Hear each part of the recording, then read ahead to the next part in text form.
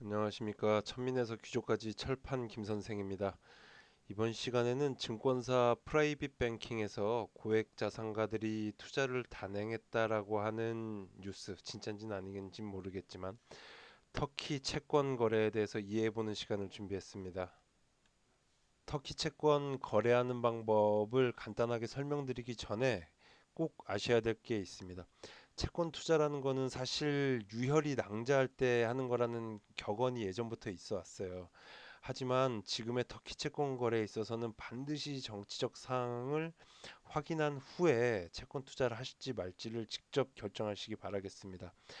여러분들이 꼭 확인해야 될 부분은 터키와 미국과의 관계, 그리고 에르도안 대통령의 정권 독재성, 지금 터키 대통령의 그런 독재에 따른 정치적 리스크, 그리고 터키의 금리 방향, 이런 부분들이 어떻게 작용할지 직접 판단을 하셔야 된다는 말씀을 꼭 드리고 설명을 시작합니다. 네, 채권 투자의 위험도는 은행 예금과 주식 거래의 중간 정도가 되면 된다고 생각하시면 되는데요. 터키 국채 같은 경우에는 지금 신용도가 BB 마이너스로 위험하기 때문에 유럽 투자은행 신용도 트리플 A의 리라화 표시 채권 터키의 리라화 표시 채권 상품 구성으로 간단하게 좀 설명을 드리도록 하겠습니다. 뭐 신용도가 뭔지 정확하게 모르셔도 돼요. 그냥 다만 느낌이 오죠. 트리플 A, 이건 신용도가 매우 좋아서 믿을만 하겠구나. 그리고 BB 마이너스, 이거는 뭔지 모르겠는데 위험하겠구나. 바로 그냥 느낌이 오는 거죠. 뭐 그 쉽게 생각하시면 됩니다. 신용도라는 것은 뭐냐면 이 채권 같은 경우에는 은행과 같이 표에서 보실 수 있듯이 만기라는 게 있어요. 이 만기까지 보유를 하게 되면은 원금을 보장해 줘야 되고, 그리고 그에 따른 이자를 지급을 해줘야 되는데, 신용도가 매우 나빠서 만약에 이런 놈들은 믿을 수가 없는 놈들이니까 나중에 디폴트 선언을 해버릴 수도 있으니 조심해라, 망할 수도 있으니 조심해라, 뭐 그런 뜻이라고 생각을 하시면 됩니다. 자, 일단 이 상품에 대해서 좀 쉽게 설명을 드리기 위해서 지금 뭐 이렇게 쭉 만기가 뭐 긴 상품들부터 짧은 것까지 이렇게 대충 쭉 나열을 예를 들어 봤는데, 2020년 4월 1일 만기인 이러한 상품을 가지고 좀 설명을 드려볼게요. 2020년 4월 1일 날 만기인 이 상품의 표면 금리 8%라고 적혀 있는데, 쉽게 얘기해서 이건 은행 이자라고 생각하시면 돼요. 제가 만약에 2019년 4월 1일 날 투자했다면 만기 1년 후에는 이자 8%를 받게 되는 거, 엄청 높죠? 8%를 받게 되고, 매수금리라는 것은 채권의 현재 가격입니다. 한마디로 현재 가격은 18.1%까지 지금 싸게 떨어져 있는 상태라는 뜻이고요. 다만 이것이 만기가 되게 되면은 결국에는 뭐 원금을 다 확보하게 되는 거니까요. 디폴트 선언이 없다면 그냥 쉽게 이런 것들이 있다라고 생각을 하시면 됩니다. 우리 한번 리라와 터키 리라와 채권의 매수자가 직접 돼보죠. 자, 2019년 4월 1일 김채권 씨가 2020년 약 1년 후에 만기를 갖는 채권을 매수하기로 마음을 먹었다고 합니다. 네, 이제 한번 순서대로 나가보죠. 자, 매수를 결정했어요, 여러분. 일단 우리는 경험이 없으니까 최소 매수 금액을 넣어서 살려고 하는데 최소 매수 금액이 얼마인지 알아보니까 30만 리라라고 하네요. 그럼 우리나라 돈으로 약 6,200만 원이 됩니다. 그 환율로서 계산을 해보면. 자, 이제 6,200만 원을 투자를 하게 되는데, 이 투자는 이 터키 리라와 채권 투자를 위해서는 우리나라 돈으로는 할 수가 없어요. 리라화로 환전을 해야 되죠. 이중 환전이 필요합니다. 자, 원화를 달러화로 한번 바꿔요. 매수 환율이 1199.63이라고 했었을 때에 환전을 하고 나니 약 51,682달러가 되네요. 미화로. 그러고 나서 다시 이 달러화를 리라화로 환전을 하고 나니 매수 환율 약 5.72배를 가정하게 되니까 약 29만 5,978 리라화가 됩니다. 자, 이렇게 일단 리라화로 환전이 다 됐어요. 그런데 이 채권을 사기 위해서 증권사에 수수료를 지급해야겠죠. 우리가 주식에서도 수수료를 지급하듯이. 단순 중개인데도 증권사의 매수, 매도 각각 수수료를 내야 되는데 0.3%, 0.3%, 토탈 0.6%의 비용이 나간다고 해요. 자, 이거 그냥 제가 가정하고 있는 겁니다. 증권사 창구 가서 확인하시게 되면 차이가 있을 수가 있어요. 자, 그러면 이 수수료, 매수 매도했을 때 동시에 발생되는 수수료는 약 얼마냐? 아까 우리가 6,200만 원치를 샀죠? 거기에 그냥 0.6%를 곱해주면 되는 거예요. 근데 원화로 약 37만 2천 원 정도가 되네요.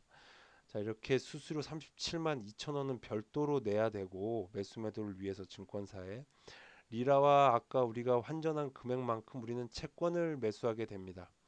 자, 일단 이제 채권을 매수를 했는데 그 사이에 채권 가격이 막 올라서 중간에라도 팔아버리면 좋은데, 얘기 드렸죠. 채권은 은행 예금과 주식의 중간에 있는 것과 마찬가지라고. 그런데 이 매수 후에 채권 가격이 앞서 확인했듯이 떨어져 있어요. 그래서 어쩔 수 없이 1년을 채권 보유를 했습니다. 신용도가 트리플 A로 좋기 때문에 돈을 돌려주지 않는 디폴트 선언을 할 가능성은 거의 없다고 보고 만기까지 보유를 했어요. 네, 채권 만기 보유에 따른 우리가 즐거운 시간을 가져야겠죠. 바로 투자 원금 회수와 이자 회수입니다. 네, 일단 우리가 투자했던 그 채권에 대한 우리의 원금을 다시 하나로 환전을 하게 되면 이것이 바로 6,200만 원이 되면 좋은데, 아쉽게도 이중 환전을 거치게 되면서 우리가 돌려받게 되는 우리의 투자 원금은 한화로 약 5,987만 2천 원 수준까지 떨어지게 돼요. 근데 무조건 이렇게 원금이 줄었다고만 아쉬워할 건 아니죠. 이자가 엄청나니까요. 8%의 이자입니다. 이 이자 같은 경우에는 원화로 계산해서 받는 것이 아니라 우리가 투자한 리라화에 대해서 받게 되는 겁니다. 그렇다면 우리가 받게 되는 리라화는 약 23,678 리라가 되는 거죠. 이 이자도 다시 한번 한화로 이중 환전을 거치게 되면은 약 478만 9천 원 정도가 돼요. 근데 아쉽게 우리가 원금에는 세금이 발생하지 않지만 이 이자에는 약 15.4%의 원천 징수가 발생합니다. 세금을 계산해 보면 대략 73만 7천 원 정도가 돼요. 자, 지금까지 이렇게 쭉쭉 뽑은 돈들을 한번 다 계산을 해보죠. 이게 플러스가 얼마나 나오는지 마이너스가 나오는지.